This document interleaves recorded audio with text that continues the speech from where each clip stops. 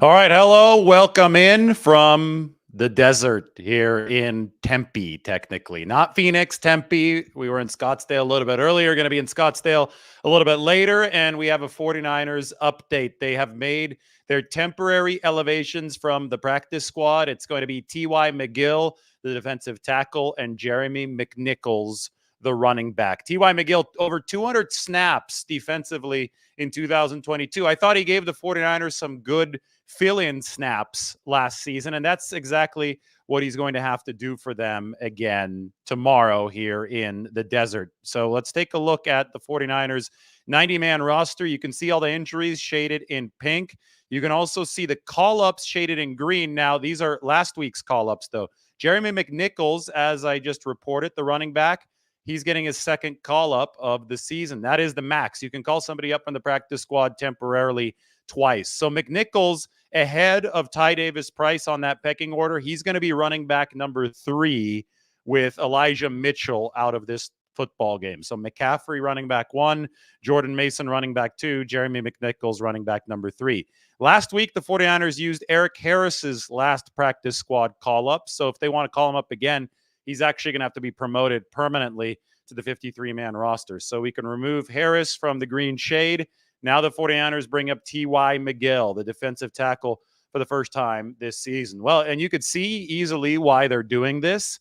Eric Armstead and Javon Hargrave are both out of this game, the 2 starting defensive tackles. So there's going to be a lot of pressure on Javon Kinlaw to be a starter, on Kevin Givens to be a starter, on Kalia Davis to be the rotational player that Kinlaw and Givens normally are, since everybody has to move up a spot on this depth chart. And then obviously on T.Y. McGill, who, again, is a veteran who played over 200 defensive snaps back in 2022. Take a look at this, though. This is what the 49ers are missing at that defensive tackle position. These are pass rush grades from PFF amongst NFL defensive tackles. Dexter Lawrence of the Giants, really good player. He's number 1. We all know how good Aaron Donald is. He's ranked number 2. Look at number 3 and number 4. That's Javon Hargrave and Eric Armstead, followed by the former 49er, DeForest Buckner. So Hargrave and Armstead are ranked 3-4 in pass rush grade among NFL's defensive tackles. Losing a couple players of this caliber is a big deal, especially against an Arizona team that I think is going to try to ram them all up the middle with James Conner, who's at 5 yards a carry this year, 220-pound back. You know, Arizona's going to want to bring that power run game in. The 49ers are going to be missing their 2 top defensive tackles in terms of pass rush grade, although Armstead is way better than Hargrave against the run. The good news, though, for the 49ers in a game where they will be short these star defensive tackles, Javon Kinlaw and Kevin Givens have been playing really good football this year. Javon Kinlaw would rank in the top 20 of pass rush grade, and he's been, I think, even better lately against the run.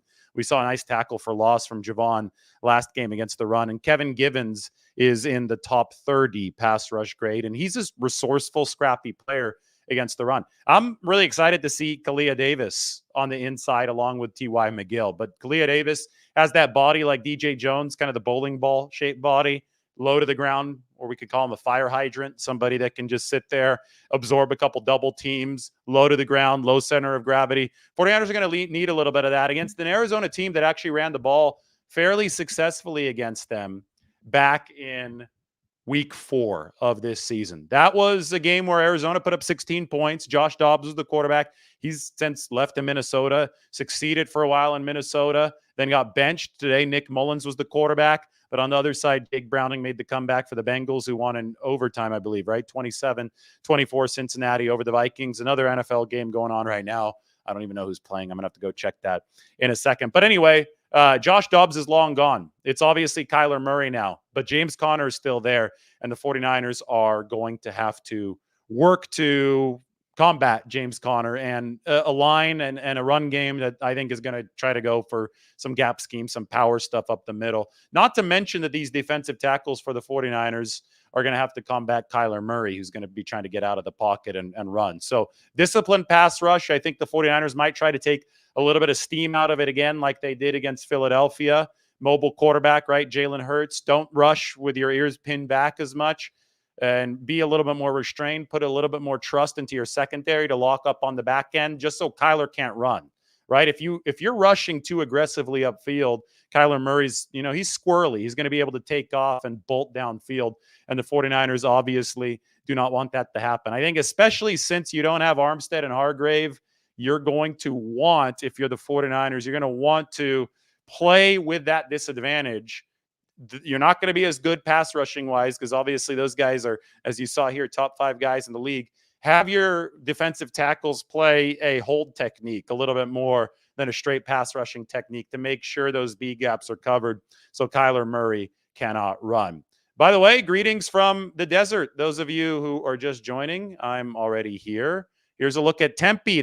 By the way, the Cardinals used to play here. That's Sun Devil Stadium. You could see just to the right of that mountain, or maybe we should call it a butte. That looks more like a butte to me, right? B-U-T-T-E, a butte. That's Sun Devil Stadium. The Cardinals used to play there. The 49ers suffered one of their worst losses of a Super Bowl year there, maybe their worst loss, 24-23 to the Phoenix Cardinals. They weren't called the Arizona Cardinals back in 1988. The 49ers lost. And Bill Walsh, in that game, the 49ers coach actually broke his rib. Their coach broke his rib. I'm not kidding. Look, I'm zooming in on the Phoenix airport, and that's where the Diamondbacks play. They used to call it the Bob because it was Bank One Ballpark, the Bob. I think it's called Chase Field now because Bank One doesn't exist anymore. But downtown Phoenix, the airport, which they call Sky Harbor because we are nowhere close to a real harbor here in the middle of the desert, and back to Sun Devil Stadium, which is just to the right of the butte. So in 1988, the 49ers were on a little bit of a slide. Steve Young temporarily got them out of the slide with his famous run against the Vikings, right? The 49-yard run. Gets away again. That was a big win for the 49ers against Minnesota. But the very next week, the 49ers went to Arizona. They went here. They went to Sun Devil Stadium. And they lost the game 24-23 after having led 23-0. They blew a 23-0 lead with 24 unanswered points. And on a special teams play, I believe it was a punt return, somebody ran into Bill Walsh, the legendary 49ers coach, on the sideline and basically added injury to insult because he literally broke his rib. That was the lowest of the low for Bill Walsh. The 49ers at one point of that season dropped to 6-5 after losing to the Phoenix Cardinals, and they also lost to the Raiders 9-3 that year. That was Mike Shanahan's Raiders. Mike Shanahan was the coach of the Raiders. That game was a candlestick. Don't ask me why I know this. I was actually born about 4 months earlier, but that's not why I don't remember it. I know it because I've researched it. But anyway, 49ers dropped to 6-5. Walsh was stressed out of his mind. He might have decided then that he was going to retire at the end of the season, no matter what happened, because it was hell for him, especially because the 49ers were yo-yoing Joe Montana and Steve Young. That was the big quarterback controversy here. Ultimately, the 49ers got it together. Joe reclaimed the QB spot with full 100% support and vigor. 49ers went on a tear through the end of the season and through the postseason, and they beat the Bengals in the Super Bowl in a 92-yard drive with the catch by John Taylor. That's when Joe Montana saw John Candy up in the stands and pointed it out to the huddle at the start. So just that, that perspective probably more important for fans of the 2021 or 2022 49ers who started poorly, but then both of those teams had a chance to win a Super Bowl. So we brought up that 1988 season a lot, and it really hit its nadir, its low point here in the desert. I got more for you. We say greetings from the desert. We went on a nice hike today. This was northwest Scottsdale. I don't know if it was technically Scottsdale. There's Zach. There's Jen. Let's shout out to them. There's Margot also in there. So shout out to Zach and Jen. They live out here. They'll get one more cameo with the cactuses, or I guess it's cacti, this plural. 49ers fans live out here in Scottsdale, and we're headed to dinner with them tonight. So it should be a lot of fun. But beautiful hikes here. We already went to brunch. This is at Snooze. I don't know. Maybe you've been to Snooze, but it looks similar, but it is different. It's a square. We got to pay. Oh, It's a different square. piece. It was all good. Okay. So that's what's going on here from the desert. What's going on? You know who's from the desert, by the way, is Brock Purdy. This is Brock Purdy's home territory. He went to high school. Was not a kid who stayed in the home area to go to college. Didn't go to He did not go to Arizona State or even Arizona down the road in Tucson. He went to Iowa State, but he returned to the Fiesta Bowl, which is going to be played in the stadium where the 49ers are playing the Cardinals tomorrow. And Brock Purdy in that stadium led the Iowa State Hawkeyes to a win over the Oregon Ducks in January of 2021. Anyway, Brock Purdy is the best deep passer on NFL record. Isn't this crazy? Like, literally, he is the best deep passer on NFL record. And I can show you the deep passing statistics from this season. This is them right here. Look at this. 66% deep pass completion percentage. The second highest of all time in a year has been Tua Tagovailoa last year at about 54.5%. This year, C.J. Stroud is having a hell of a year throwing deep. He's at 57.1. So C.J. Stroud in any other season would have been the best deep passer on record, the rookie from Houston. But instead, it's Brock Purdy with a massive lead over everyone else. Look at the yards per attempt. This is how efficient he's been on deep passes. 21 yards per attempt. This is any throw that travels at least 20 air yards. So for all the talk of people who, were just trying to call Brock Purdy a dink and dunk quarterback, who are, saying that he doesn't have an arm, who's saying that he's captain check down, all of that stuff was certifiably 100% false. Like, there was absolutely no truth to that, which is why you should be really careful about who you get your information from online. You should be really careful about whose show you watch online, who you follow on Twitter, because there are people that were peddling the complete opposite of the truth. Brock Purdy is literally the best deep passer that we've seen in NFL history. What he's doing this year from an accuracy standpoint is unparalleled. We're watching something historic out on the football field. And people for clicks, people for whatever reason didn't want to acknowledge it, even though I think it was fairly obvious from watching his training camp body of work that the 49ers were going to have a nice deep attack. And now it's obvious out on the football field. Here's another stat for you. Brock, by the way, the link to this article is in the description. You could sign up to The Athletic for $1 a month. $1 a month for The Athletic. That is a holiday deal that is really, really easy to get right now. And you could read about this. I have a ton of cool numbers about Brock Purdy, the deep passer, in there. But remember, he struggled a bit in week 2 against the Rams. He missed 3 deep shots that week. Missed one to Ayuk, one to Deebo Samuel, and one to Javon Jennings. And I talked to Brock about it this week, and he said, I was really, really hard on myself after that. He thought that he should have connected on all 3 of those deep passes. Ever since that week 2 game, and remember, this guy came off of elbow surgery, so the fact that he's setting NFL records for deep passing completion percentage is certifiably insane. But after that game, Brock Purdy since then has been 23 of 30 on deep passes. That is a completion rate of 77%.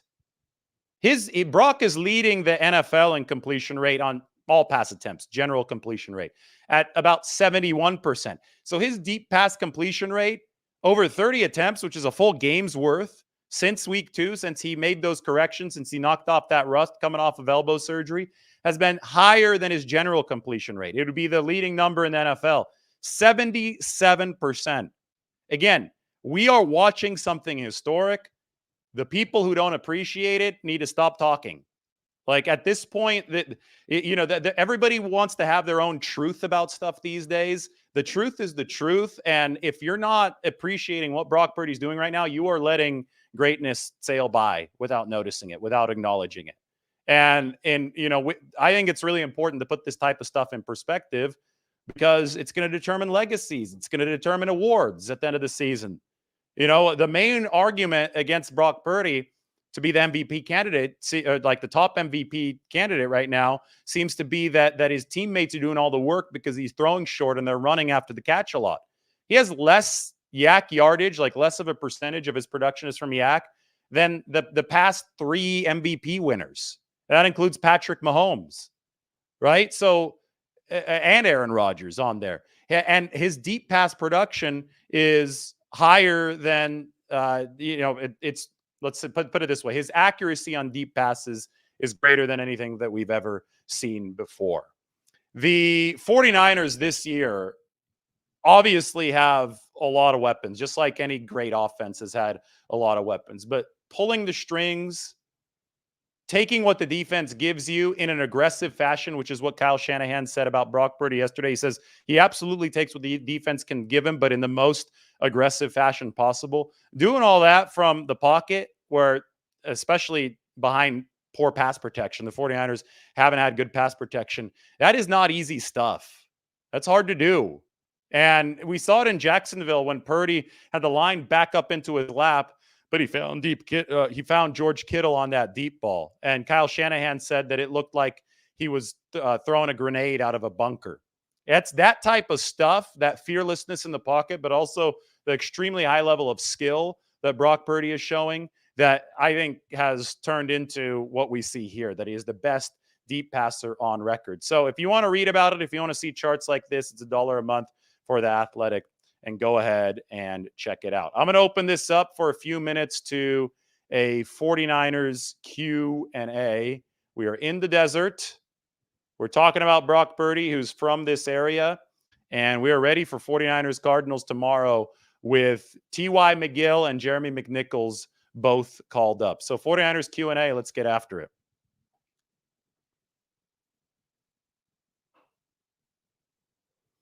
Dave said that he'll take a Lombardi over the MVP trophy any day. The thing is, it's not an either or, right? Purdy, the MVP is a regular season thing, and Brock Purdy absolutely deserves that based on the body of work so far. We'll see how he finishes it up. So it's not a sealed deal at this point, but you can win the MVP. The voting will be done before the playoffs start, and then you could also win the Super Bowl. You don't have to pick one or the other. Steve Young in 1994 won the MVP, and then he won the Super Bowl MVP. So he won both MVPs, and he also held up the Lombardi trophy at the end. So I don't understand this either or kind of stuff. 49ers, I think, would like Brock Purdy to win both of them.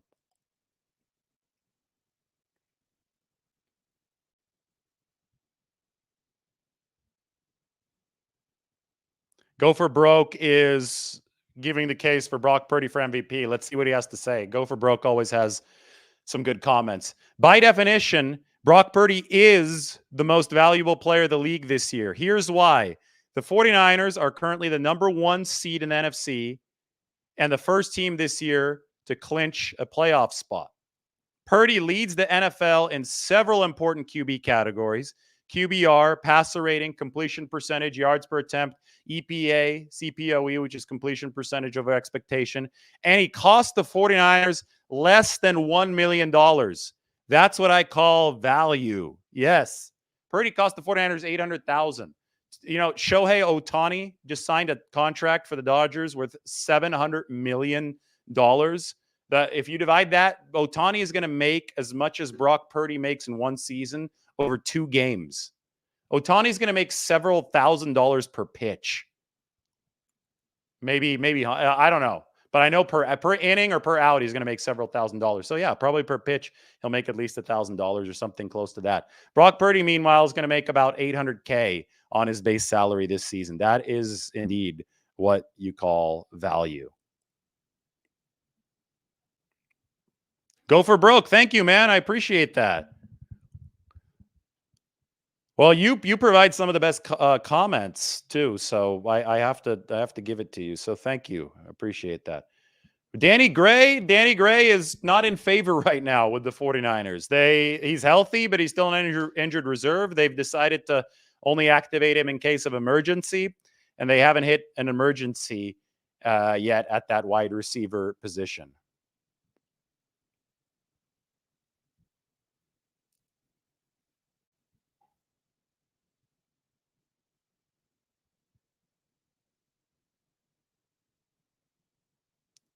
It's Indy versus Pittsburgh at the moment. DeMonte Casey got ejected for a vicious hit. Casey is who Brandon Ayuk blocked far downfield on the Christian McCaffrey run, the touchdown run, the 65-yarder in week 1. Remember Ayuk when he blocked Highsmith and just like a little chip, and then he sprinted out about 15 yards downfield?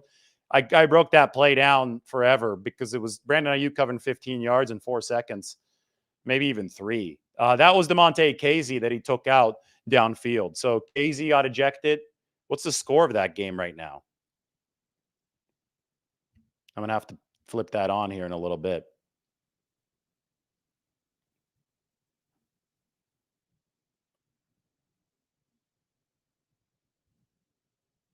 Go for Broke says, David, you and Margot should do more videos together, and we'll call them Parties with the Lombardis. Margot's sitting right here, but we'll see if we can get her on for the prediction. I think you guys may have to say some nice comments, and then she'll come on for the prediction video a little bit later. Now she's laughing.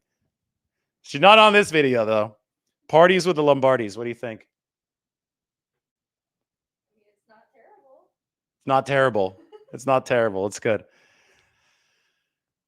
Okay.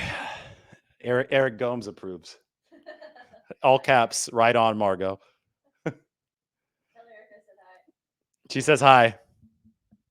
Hello. I don't know if that mic works to capture sound like 10 feet away, but there we go. 21-13 Colts, huh? Over Pittsburgh. I can't think of a less inspiring game than Pittsburgh against Indianapolis right now, to be honest. And I see why so many of you are watching this, because Pittsburgh is playing Indianapolis and nobody wants to watch that.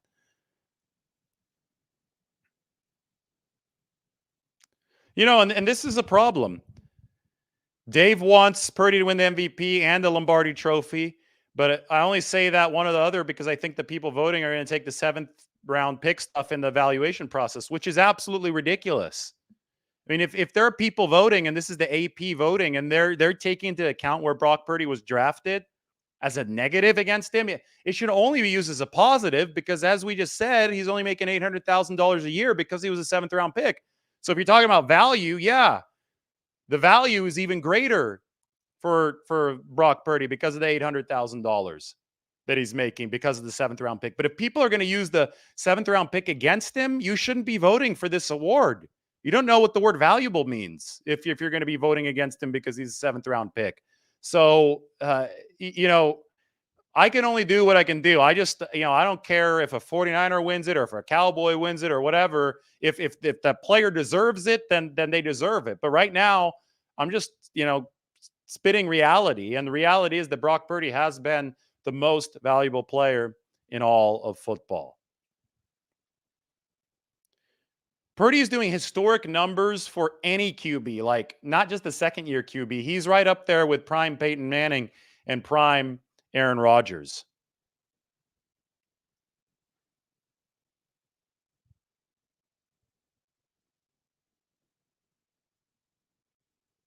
B asks, is Burford starting if healthy, or has he lost his spot to Feliciano? It doesn't look like it. I think they've been talking about wanting to do the platoon between both of those guys for a while, but they haven't had a chance to because Burford got hurt twice.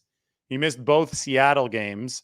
Feliciano came in for both of those games. And then against Philadelphia, they didn't want a platoon for whatever reason. I don't think they wanted to break it in against Philadelphia, right in the middle of that Philly sandwich. So we'll see if Arizona is a game where the 49ers do go for that platoon.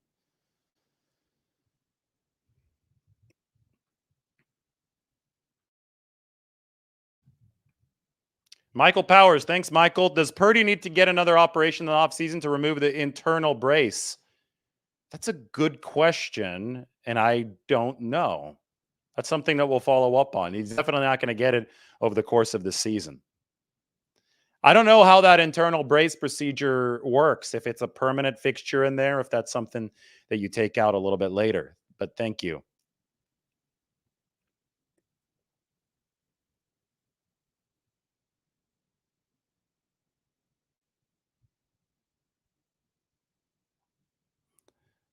We got a John Feliciano fan here.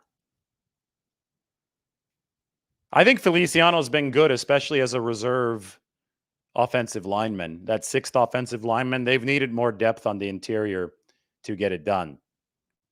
Let's take a look at the 49ers injury situation right now, just to recap things for everybody, because it's a pretty daunting list. Now, they got some good progress toward the end of the week, which I think helped this team a lot, because they're not going to be missing, in all likelihood, six defensive starters. It's going to be a little bit better than that.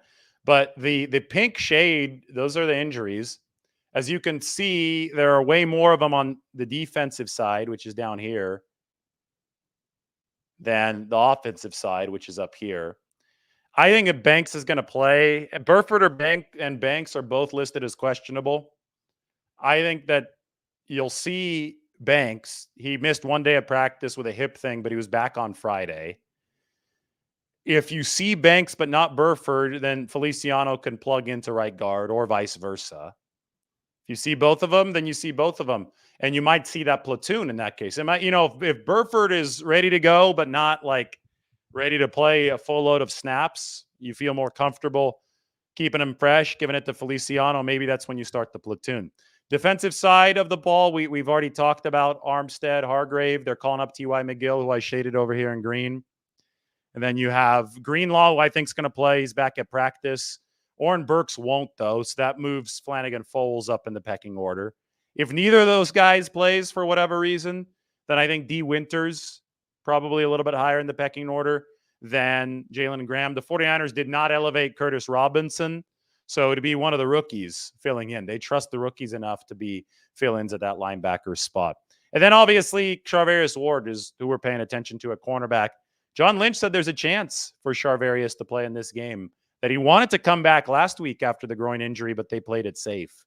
So we shall see. We're going to sit back and wait for the 49ers to make their determinations, for Charvarius Ward to make their determinations. So it's not the healthiest team right now. I mean, it's not dire, especially for a team that's deep, but they do want to cross the bridge of the Arizona Cardinals before they have to play the Baltimore Ravens next week. And that Ravens game, that's going to be real. So you want to stay as healthy as possible for through this week, so you're ready for the showdown on Monday night against Baltimore. Any good news on Jason Verrett? Yeah, well, the 49ers signed him. He's out of practice. He looks good.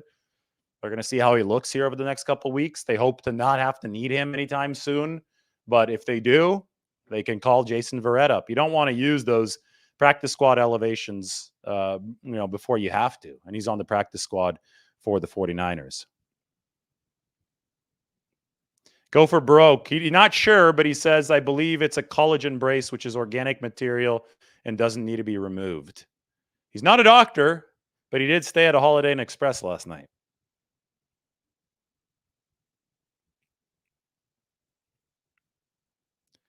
Logan Ryan is on the 53-man roster. Yes. All right. Cool. Maybe a couple more questions.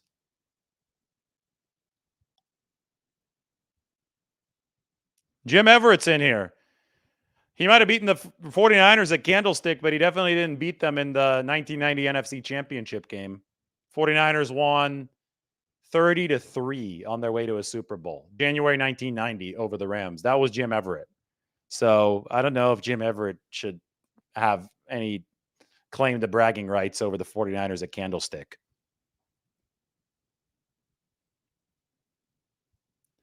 I am not sketched out about riding with Casper. I don't need control over the vehicle. I trust the AI to get it done. We're in the year 2023. It's about to be 2024.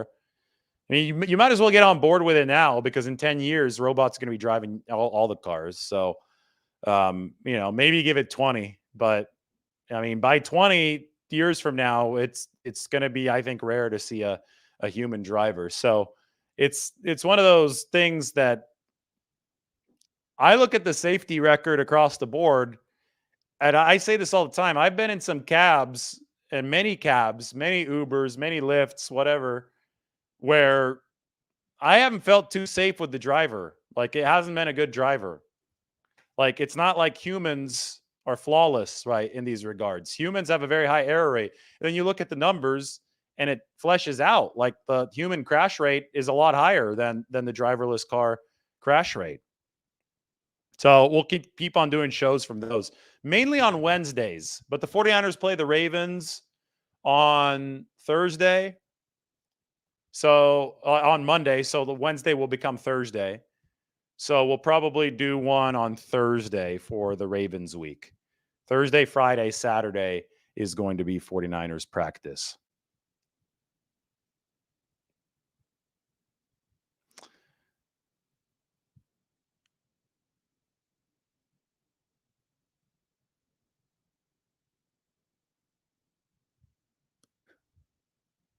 Who gets pulled over if a driverless car gets pulled over? The passenger? Well, the passenger is part of the car, so I guess the passenger gets pulled over too, technically, right?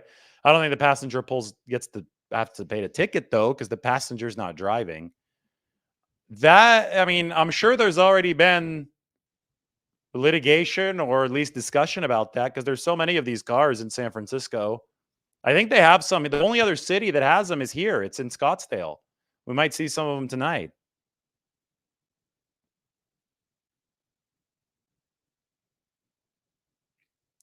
It's time for everybody to subscribe. We're closing in on 57,000.